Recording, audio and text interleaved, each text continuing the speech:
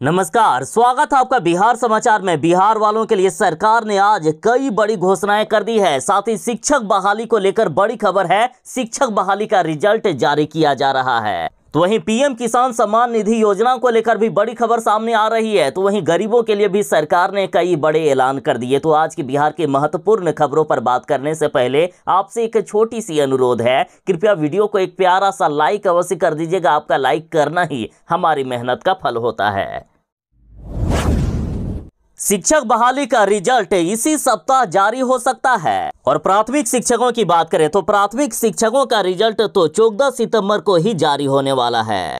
देखिए, बड़ी खबर है कि बिहार में अब बीएड की डिग्री रखने वाले नहीं बन सकेंगे प्राथमिक शिक्षक। बीएड वालों को बड़ा झटका लग गया है। दरअसल बीपीएससी और शिक्षा विभाग की बैठक हुई, जिसमें से ये फैसला लिया गया है कि बीएड की डिग्री रखने वाले अब नहीं बनेंगे प्राथमिक शिक्षक। सुप्रीम कोर्ट के फैसले के बाद ये निर्णय लिया गया और अब बीएड वालों का रिजल्ट भी रोक दिया गया है। देखिए, बीएड वालों को बड़ा झटका लगा। सरकार के इस फैसले के बाद अब बीएड पास अभ्यर्थी प्राइमरी के टीचर नहीं बन सकेंगे। दरअसल मंगलवार को शिक्षा विभाग और बीपीएससी के बीच हुई बैठक में यह फैसला लिया गया है। बीपीएससी और शिक्षा विभाग के इस फैसले के बाद शिक्षक परीक्षा में शामिल 3,90,000 बीएड पास उम्मीदवारों के रिजल्ट पर रोक लगा दी गई है। अब 14 सितंबर को सिर्फ डीएलएड का रिजल्ट जारी किया जाएगा। दरअसल सुप्रीम कोर्ट ने प्राइमरी शिक्षक के लिए खत्म कर दी थी बीएड की अनिवार्यता, जिसके बाद अब बिहार सरकार और बीपीएससी के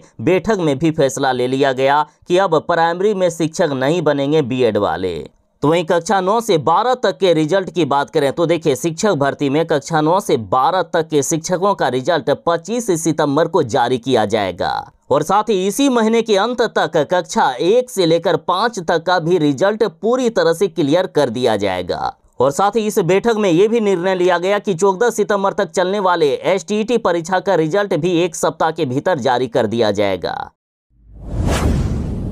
बिहार वाले जरा सावधान हो जाएं। बिहार के वैसे लोग जो किसान नहीं हैं, जो आयकर दाता हैं या अमीर लोग हैं, जिनका खेती बाड़ी से कोई मतलब नहीं है, और वैसे लोगों ने यदि पीएम किसान सम्मान निधि का लाभ उठा लिया है तो किसी को भी केंद्र सरकार नहीं छोड़ने वाली है। बिहार में एनआरआई से लेकर आयकर दाता तक ने उठाया है पीएम किसान सम्मान निधि का लाभ, और इन सभी से 347 करोड़ रुपए की वसूली की जाएगी। इनको पैसे वापस करने होंगे। जो भी अभी तक इन्होंने पैसे लिए हैं केंद्र सरकार से, सारे पैसे सूद के साथ वापस करने होंगे। और सुनिए, पति पत्नी में से किसी एक को ही इस योजना का लाभ मिलना था, जबकि पति और पत्नी दोनों ने इसका लाभ ले लिया है। साथ ही पिता और पुत्र में किसी एक को ही लाभ मिलना था, लेकिन पिता और पुत्र दोनों ने ही इस योजना का लाभ ले लिया है। तो इस तरह गलत तरीके से लाभ लेने वाले कुल 2,47,000 किसानों की पहचान कर ली गई है। इनसे कुल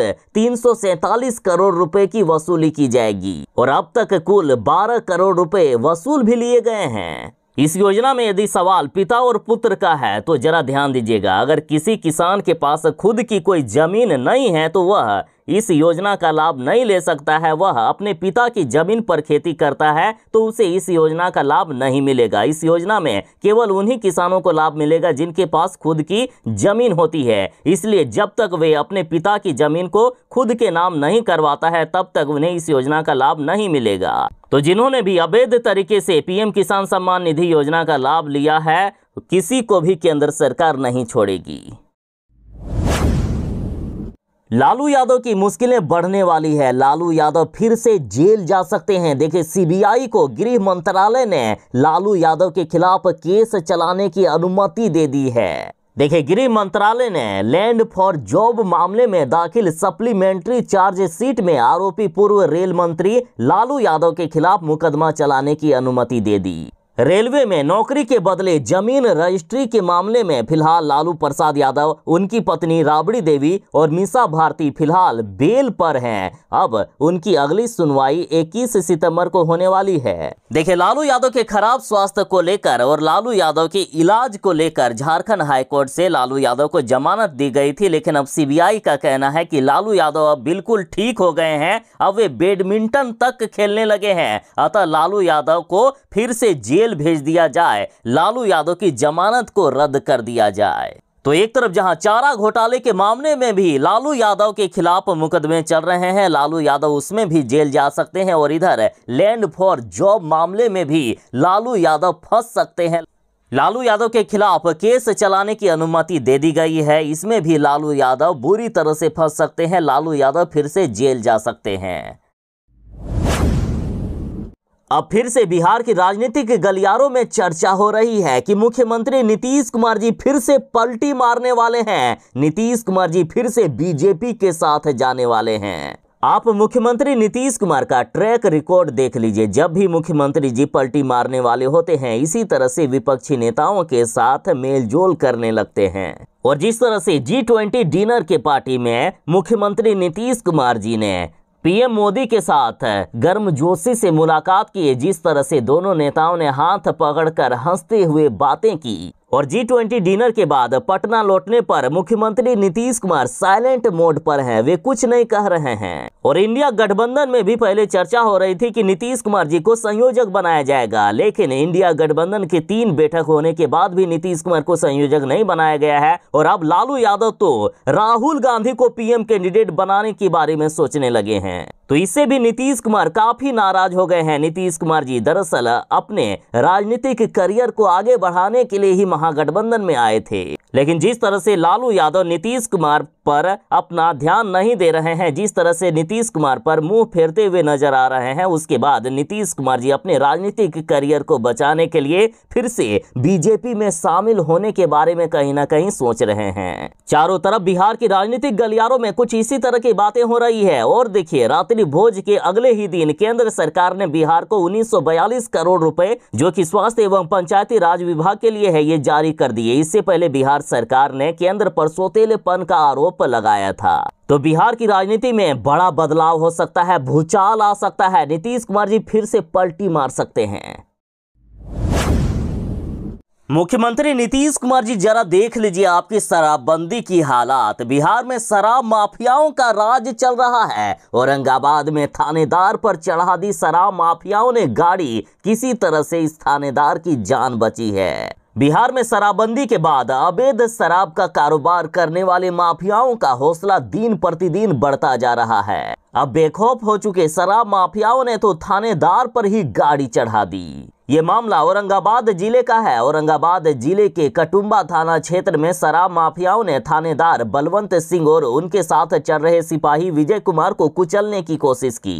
जानकारी के अनुसार मंगलवार की सुबह थानाध्यक्ष को सूचना मिली थी कि टंगवा रोड पर शराब की एक बड़ी खेप आने वाली है, और हुआ भी ऐसा ही। एक स्कॉर्पियो में बड़ी मात्रा में शराब यहां आई, और जब कटुम्बा थानाध्यक्ष बलवंत सिंह और एक सिपाही ने बाइक पर बैठकर जब स्कॉर्पियो का पीछा किया, तभी स्कॉर्पियो द्वारा थानाध्यक्ष और सिपाही को कुचलने की कोशिश की गई। किसी तरह से इन पुलिस वालों की जान बच पाई है। तो बताइए मुख्यमंत्री जी, आखिर कब तक बिहार में शराब माफिया इस तरह का आतंक फैलाते रहेंगे? आखिर कब आपकी ये शराबबंदी सफल होगी?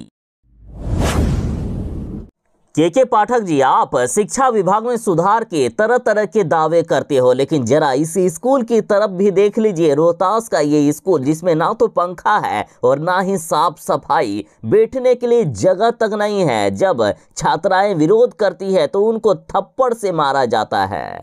दरअसल ये खबर है रोहतास जिले के डेहरी ऑन सोन के रामा रानी जैन बालिका उच्चतर +2 विद्यालय का।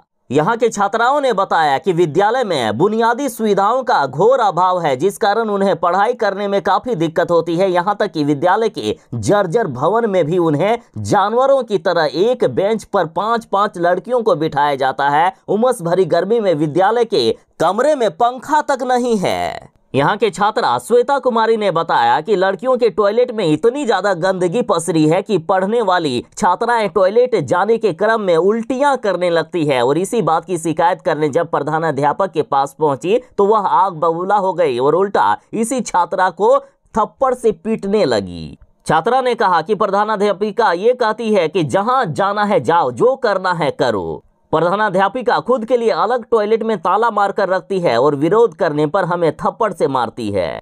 छात्रा मुस्कान के अनुसार सरकारी विद्यालय में तकरीबन 1281 छात्राएं पढ़ती है। स्कूल का भवन जर्जर है, जिससे बैठने में भी डर लगता है, कभी कोई भी घटना हो सकती है। स्कूल के गेट के सामने अवैध तरीके से ऑटो स्टैंड बन चुका है, जिस कारण मनचलों का जमावड़ा लगा रहता है। ऐसे में विद्यालय आने में भी डर लगता है। क्लासरूम में भी कोई व्यवस्था नहीं है। विभाग की तरफ से 75% छात्राओं की उपस्थिति का निर्देश तो दिया गया है, लेकिन 50% छात्राएं भी आ जाए तो बैठने के लिए जगह नहीं रहता है। अब बताइए के पाठक जी, आखिर कब सुधरेगा बिहार की इस स्कूल की और ऐसे बिहार के सभी स्कूलों की व्यवस्था?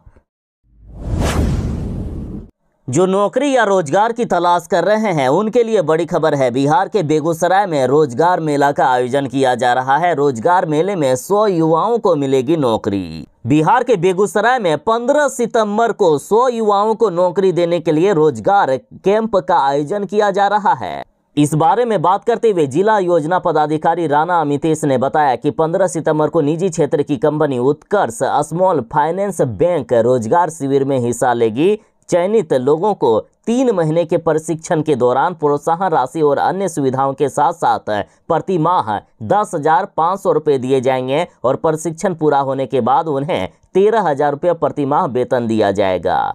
चयनित अभ्यर्थियों को बिहार के किसी भी जिले में काम करने के लिए भेजा जा सकता है। इसमें मैट्रिक पास वाले भी अप्लाई कर सकते हैं। मैट्रिक पास से लेकर हायर डिग्री वाले अप्लाई कर सकते हैं। उम्मीदवारों को 14 सितंबर तक NCS पोर्टल पर जाकर रजिस्ट्रेशन करना होगा और साथ ही जॉब कैंप के दौरान अपना बायोडाटा, अपना आधार कार्ड, अपना पैन कार्ड, अपनी मार्कशीट और 2 रंगीन पासपोर्ट आकार की तस्वीरें जरूर ही साथ लेकर आएं।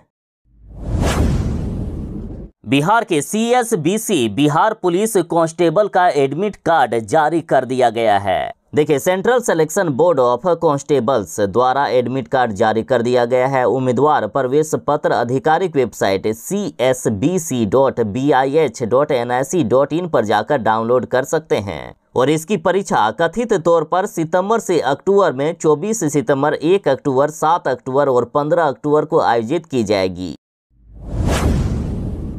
वारे शिक्षा विभाग, आखिर कब तक स्कूली बच्चों को उनके मिड डे मील के खाने में सांप, बिच्छू, छिपकली, मेढक आदि खिलाते रहोगे? ये लापरवाह लोग, चाहे शिक्षक हो, रसोईया हो या कोई अन्य, जब ये अपने घर में खाना बनाते हैं तो वहाँ कभी भी सांप, बिच्छू या छिपकली नहीं मिलता है, लेकिन स्कूली बच्चों के खाने में मिल जाता है। सोचिए कितनी लापरवाह हैं ये लोग। खबर है बिहार के सीतामढ़ी से, जहां स्कूल में बच्चों के मिड डे मील के खाने में छिपकली वाला खाना खिला दिया गया, जिससे 60 बच्चे बीमार हो गए। सभी अस्पताल में भर्ती हैं। बच्चों ने बताया कि खाने में छिपकली मरा हुआ था, इसके कारण खाना को फेंक दिया गया, लेकिन ज्यादातर बच्चे खाना खा चुके थे, जिस कारण 50 से 60 बच्चे बीमार हो गए। ये मामला सीतामढ़ी जिले के डुमरा प्रखंड के रिखोली के सरकारी मिडिल स्कूल का है। जब इन बच्चों को डुमरा प्राथमिक स्वास्थ्य केंद्र में भर्ती कराया गया, लेकिन इनकी बिगड़ती हुई हालात को देखते हुए डॉक्टर ने बेहतर इलाज के लिए सभी बच्चों को सीतामढ़ी सदर अस्पताल में रेफर कर दिया।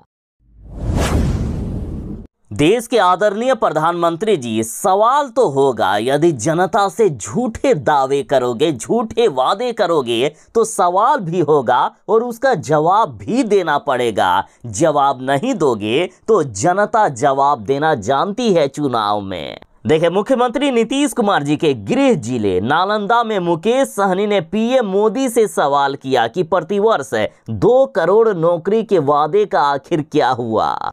साथ ही मुकेश सहनी ने इस दौरान निषादों को हाथ में गंगा जल लेकर उनसे संकल्प कराया और कहा कि हमें 5 किलोग्राम चावल के लिए नहीं बल्कि नौकरी के लिए आरक्षण चाहिए। मुकेश सहनी ने आने वाली पीढ़ी के भविष्य के लिए सभी बच्चों को पढ़ाने और उनके अधिकार के लिए संघर्ष करने के लिए हाथों में गंगा जल देकर पूर्वजों और उनके कुल देवता को साक्षी मानकर संकल्प कराया कि जो भी सरकार निषादों को आरक्षण देगी उन्हीं को हमें वोट देना है, वरना वोट नहीं देना है। देखिए, निषादों के सामने एक सुनहरा मौका है। यदि सभी ने बढ़ चढ़कर मुकेश सहनी को वोट दिया तो मुकेश सहनी यदि उनके साथ गठबंधन बनाने की जिद पर अड़े रहे कि जो भी सरकार हमें आरक्षण देगी उन्हीं के साथ हम गठबंधन बनाएंगे, तो बीजेपी वाले या जो भी केंद्र की सरकार में आएंगे वे चाहेंगे कि मुकेश सहनी को अपनी पार्टी में शामिल किया जाए और इस तरह से निषादों को आरक्षण मिल सकता है।